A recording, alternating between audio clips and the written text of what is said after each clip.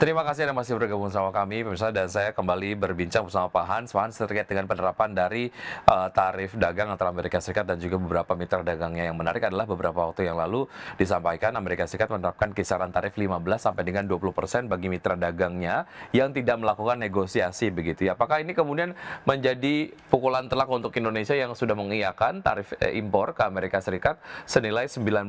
Negara lain saja yang tidak melakukan negosiasi bisa dikenakan tarif paling rendah 15% begitu. Belum lagi kita ngeliat beberapa persyaratan yang memang harus dipenuhi oleh Indonesia dari Amerika Serikat. Bagaimana Anda melihat ini, Pak Hans?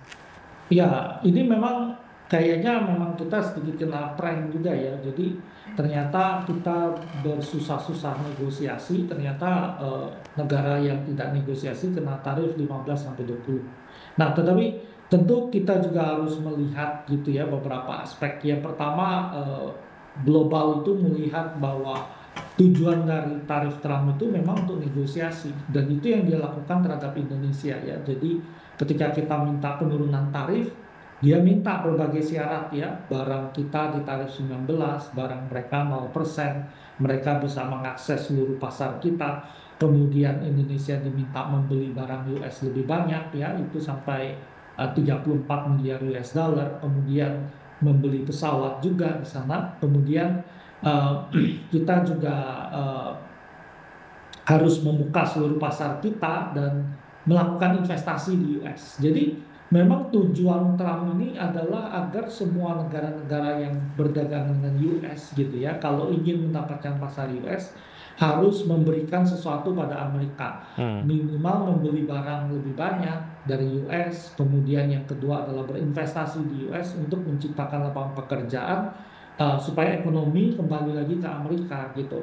Nah, tetapi kalau kita melihat Indonesia ya, ini kita pikir harusnya kita juga mengapresiasi ya kerja keras yang dilakukan, biarpun banyak negara nanti dapat tarifnya dekat-dekat juga dengan kita. Hmm. Tetapi beberapa negara seperti India ya itu belum mencapai deal kan udah diancam tarif lebih tinggi gitu. Hmm. Nah, waktu kita diancam tarif 32%, sedangkan Vietnam itu 20, ini tentu bahaya bagi kita ya, karena ekspor kita itu kan banyak juga barang-barang seperti tekstil, alas kaki gitu ya, kemudian elektronik, itu padat karya ya. Jadi kalau seandainya tidak ada deal berarti di sana dan tarif kita 32%, itu tentu eksportir kita akan kehilangan pasar Amerika karena kalah bersaing dengan barang-barang dari Vietnam, dari Filipina, dari negara-negara lain ya yang punya tarif lebih rendah. Nah, ini tentu bisa mendorong gelombang PHK dalam negeri dan ini Hmm. tentu menyulitkan karena dalam beberapa tahun terakhir kita melihat bahwa ekonomi kita menghadapi kendala karena banyak produsen kita kalah bersaing dengan barang-barang dari luar negeri ya, terutama dari Tiongkok sehingga gelombang PHK itu meningkat Baik. dan tercermin dari pekerja informal kita yang hampir 60% gitu. Jadi tentu kita harus mengapresiasi itu ya, itu adalah upaya pemerintah yang terbaik untuk menjaga industri dalam negeri, menghindari gelombang PHK gitu ya. Dan Baik. kalau sekarang ternyata yang lain dapat tarif yang rendah gitu ya, itu ya bagian dari satu proses ya, tetapi upaya yang diberikan pemerintah udah cukup baik kita pikir. Baik, ada urgensi lain yang kemudian dilihat oleh pemerintah begitu terkait dengan ancaman gelombang PHK ini begitu ya, ketika memang produk-produk yang diproduksi oleh manufaktur di Indonesia tidak kemudian terserap secara maksimal karena ada hambatan tarif tadi. Baik, kita akan melihat update pembukaan dari IHSG Pak Hans di pagi hari ini di perdagangan C1 seperti Anda dapat saksikan di layar televisi pemirsa. Sejauh ini IHSG bergerak melemah ya, 0,16% di level 7.539,766. Kemudian 4 saham yang menjadi top gainers diantaranya adalah ada Koko, Kuas, JAR, dan juga PPRI. Berikutnya top losers ada FAS, Okas, kemudian juga ada HMSP dan juga KRYA. Dan pergerakan sektoral cukup mix pemirsa dengan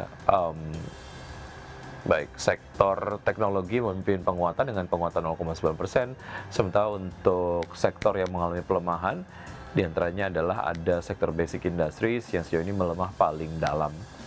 Baik, Pak Hans, kita akan bahas sedikit mengenai, oh ya, sebelum kita masuk ke pembahasan, kita akan simak terlebih dahulu untuk data-data pembukaan dari bursa-bursa utama Asia di pagi hari ini, pemirsa. Dapat Anda saksikan di layar televisi untuk bursa-bursa utama Asia di pagi hari ini dibuka mix dengan Nikkei dibuka menguat 0,64% di level 40.913, SJW Singapura melemah 0,56% ke level 4.195, Kospi Korea dibuka menguat 0,11% di level 3.258 dan Hang Seng Hong Kong dibuka melemah 1,12%. Berikutnya saham-saham pilihan dari Pak Hans pagi hari ini, pemirsa, ada AALI Auto dan juga PWON. Baik, nampaknya ini ada satu data yang kemudian keliru. Baik, setelah auto ada HRUM ya seharusnya. Baik, ada AALI Auto, HRUM, kemudian juga PWON. Dengan seluruh saham direkomendasikan. Baik, kita akan bahas satu persatu saham-saham pilihan dari Anda, Pak Hans. Untuk AALI seperti apa analisisnya, Pak?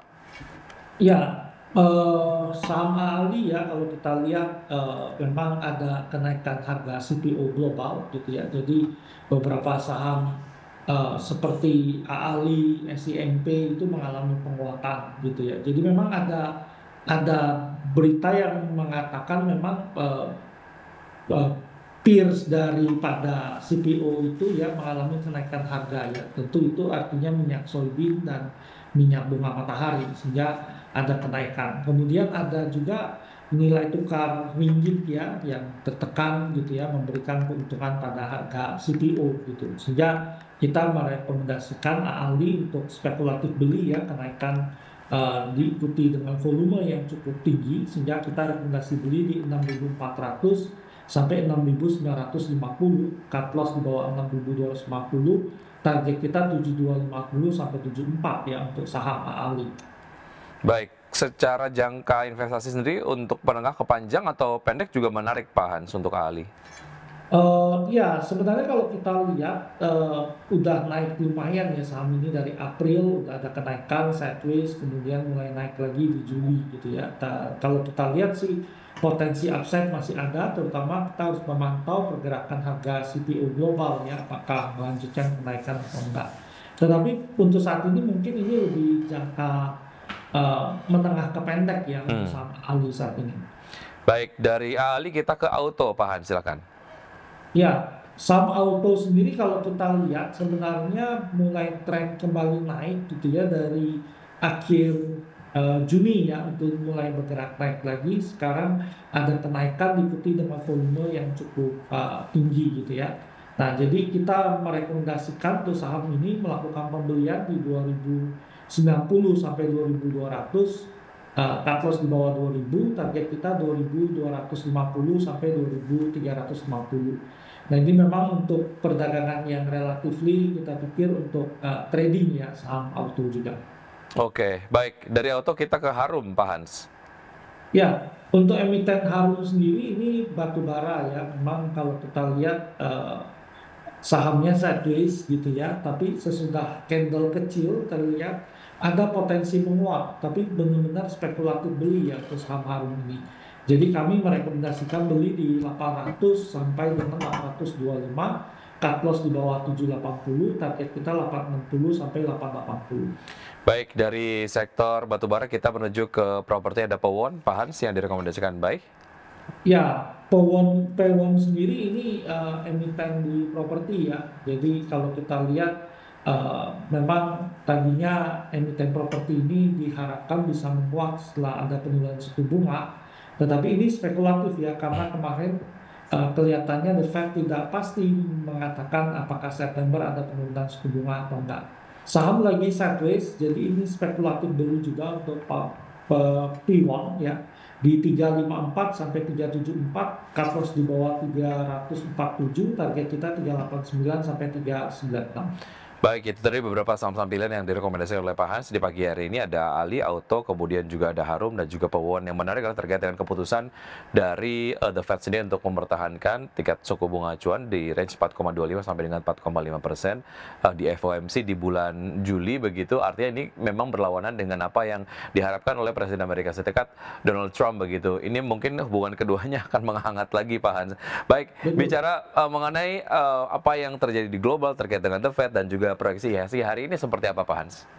Ya, memang tadinya pelaku pasar memang memprediksi bahwa pertemuan Juli ini The Fed akan mempertahankan tingkat suku bunga, tapi ekspektasi sangat besar bahwa di September The Fed akan melakukan pemotongan bunga. Nah, kemudian kita lihat statement dari Jerome Powell pasca mereka mempertahankan suku bunga, dia mengatakan belum ada urgensi di September melakukan pemotongan bunga dan dia masih terus memantau dampak dari tarif Trump yang kemungkinan akan menaikkan inflasi. Nah, ini yang memupus harapan pelaku pasar bahwa September ada pemotongan bunga ya. Padahal pelaku pasar berharap mungkin ada 2 kali pemotongan bunga tahun ini gitu ya. Dan tentu ini kalau The Fed memotong bunga sampai 2 kali, BI bisa memotong bunga 1 kali lagi sampai Hmm. di akhir tahun ini gitu. Nah, ini yang menyebabkan pasar mendapat respon yang negatif. Nah, yang kedua adalah ternyata pertumbuhan ekonomi Amerika kencang ya kemarin cukup tinggi gitu ya, dan ini agak sedikit mengejutkan gitu ya karena pertumbuhan yang tinggi ini menyebabkan dolar menguat dan ini tentu memberikan tekanan pada nilai tukar rupiah. Sehingga secara umum sebenarnya pasar kita kemungkinan konsolidasi mungkin agak sedikit tertekan ya karena kondisi seperti ini. Tetapi kita sangat dipengaruhi oleh saham-saham Honglo ya, kalau mereka rebound pada hari ini perdagangannya, tentu market kita bisa menguat. Jadi cenderung agak sideways kalau Hmm. tidak ada rebound di saham konglomerat, itu kemungkinan indeks kita akan agak tertekan turun ke bawah. Baik, sektor finance yang terdiskon banyak, Pak Hans, rekomendasinya? Ya, memang kalau kita lihat asing itu beberapa keluar dari pasar kita, terutama saham-saham big cap kita ya. Padahal sebenarnya fundamental emiten perbankan kita masih cukup kuat gitu ya.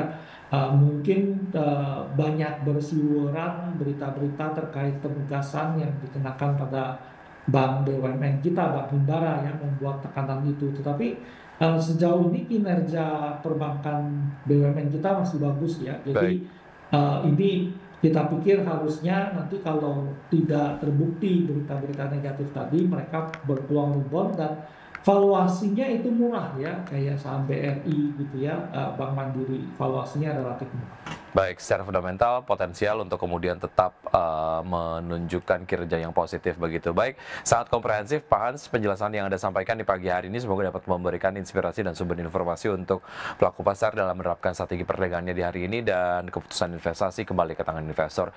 Pak Hans, terima kasih. Sehat selalu, sukses selalu untuk Anda Pak Hans. Sampai jumpa. Ya, terima kasih, sampai pagi.